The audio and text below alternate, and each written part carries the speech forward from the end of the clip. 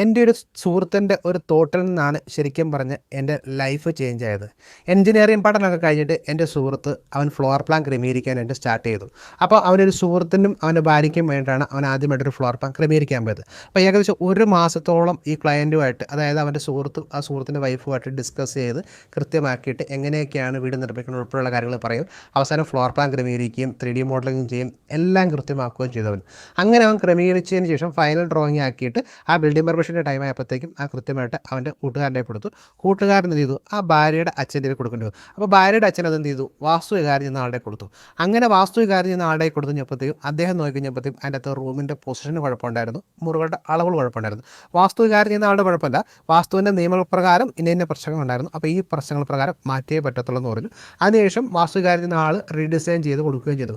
പക്ഷേ സംഭവിച്ചെന്താണെന്ന് വെച്ചാൽ ഇവരുടെ ആ ഒരു മാസത്തെ കൺസെപ്റ്റ് എന്തൊക്കെ കാര്യങ്ങളാണോ അതുമായിട്ടൊരു ബന്ധമില്ലാത്ത രീതിയിലായിരുന്നു വാസ്തു വികാരം ചെയ്യുന്ന ആൾ കൊടുത്ത ഡിസൈൻ. കാരണം വാസ്തു വികാരം ചെയ്യുന്ന ആളെ സംബന്ധിച്ചിടത്തോളം ഇവരുടെ കൺസെപ്റ്റ് എന്താണ്, എങ്ങനെയാണ് ഇവർ ഇതിലേക്ക് വന്നതെന്നും അറിയത്തില്ല.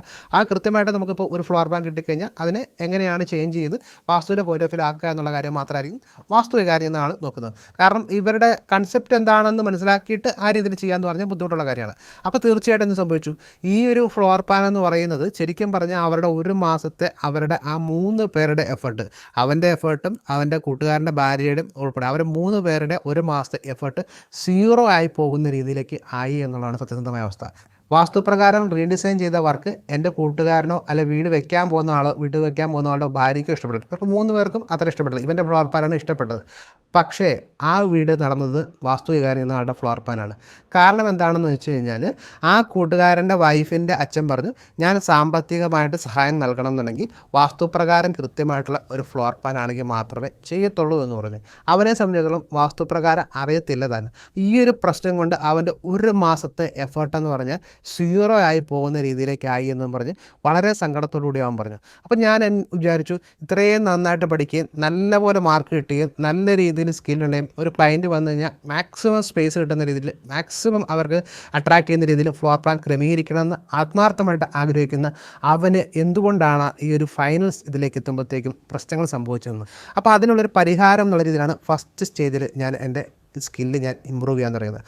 അങ്ങനെ ഞാൻ ചെയ്ത് ഒന്നാണ് എൻ്റെ ലൈഫിൽ ഞാനിപ്പോൾ ഈ ഒരു രീതിയിലേക്ക് ഇപ്പോൾ എത്തിക്കുന്നത്. ഇപ്പോൾ നമ്മുടെ മാറ്റം എന്താണെന്ന് വെച്ചാൽ 2026 വീട് വെക്കാൻ വേണ്ടി ഒരു ക്ലയൻറ്റ് വന്നു കഴിഞ്ഞാൽ അവരെ ഇമ്പ്രസ് ചെയ്യുന്ന രീതിയിൽ AI ഉപയോഗിച്ചിട്ടും വാസ്തു ഉപയോഗിച്ചിട്ടും എങ്ങനെയാണ് ഒരു ഫ്ലോർ പ്ലാൻ ക്രമീകരിക്കാൻ സാധിക്കുന്നത് എന്നുള്ളതാണ്.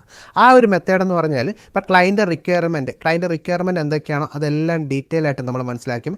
അവരുപയോഗിക്കാൻ പോകുന്ന ഫർണിച്ചറുകൾ ഏതൊക്കെയാണെന്ന് ഉൾപ്പെടെ ആ ഒരു ബെഡ്റൂമിൻ്റെ അകത്ത് അവരുടെ ബഡ്ജറ്റ് അനുസരിച്ച് ഏതൊക്കെയാണ് ഇടാൻ പോകുന്നത്, ലിവിങ് ഹാളിൽ എന്തൊക്കെയാണ് ഇടാൻ പോകുന്നത്, കിച്ചണത്, അതുപോലുള്ള കാര്യങ്ങൾ ഉൾപ്പെടെ നമ്മൾ മനസ്സിലാക്കുകയും അതിനുശേഷം നമ്മൾ AI ഇത് കൊടുക്കുകയും AI അനുസരിച്ച് ആ റിക്വയർമെൻറ്റ് അനുസരിച്ച് ഈ ഫർണിച്ചറുകളെല്ലാം പറയണമെങ്കിൽ എത്രയാണ് നമുക്ക് റിക്വയർമെൻ്റ് ആയിട്ടുള്ള ഒപ്റ്റിമം റൂം സൈസ് എത്രയാണ് വേണ്ടതെന്ന് AI പറയും. അതിനോടടുത്തുള്ള വാസ്തുവിൻ്റെ അളവുകൾ നമ്മുടെ കാൽക്കുലേഷൻ ടേബിൾ ഉപയോഗിച്ചിട്ട് ഈസി ആയിട്ട് നമുക്ക് എടുക്കത്തക്ക രീതിയിൽ ചെയ്യുകയും ചെയ്യുന്ന ഏറ്റവും സിംപ്ലസ്റ്റ് ആയിട്ടുള്ള ഏറ്റവും എഫിഷ്യൻ്റ് ആയിട്ടുള്ള കുറഞ്ഞ സമയം കൊണ്ട് ചെയ്യാൻ പറ്റുന്ന ഒരു മെത്തേഡാണ് ഈ വെള്ളിയാഴ്ച രാത്രി 8:30 ലൈവായിട്ട് ഫ്രീ ആയിട്ട് ഞാൻ നിങ്ങൾക്ക് പറഞ്ഞുതരാൻ പോകുന്നത്.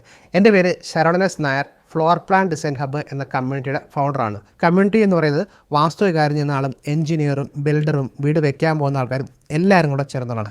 ഈ കമ്മ്യൂണിറ്റി മെമ്പേഴ്സിന് റിസൾട്ട് കിട്ടിയിട്ടുള്ള അതേ സ്റ്റെപ്പ് ബൈ സ്റ്റെപ്പ് പ്രോസസ് മെത്തേഡാണ് ഞാൻ വെള്ളിയാഴ്ച രാത്രി 8:30 ലൈവായിട്ട് ഫ്രീ ആയിട്ട് ഞാൻ പറഞ്ഞിരുന്നത്. അപ്പോൾ തീർച്ചയായിട്ടും നിങ്ങൾക്ക് താല്പര്യമുണ്ടെന്നുണ്ടെങ്കിൽ താഴെ കാണുന്ന ലിങ്ക് ക്ലിക്ക് ചെയ്ത് രജിസ്റ്റർ ചെയ്യുക.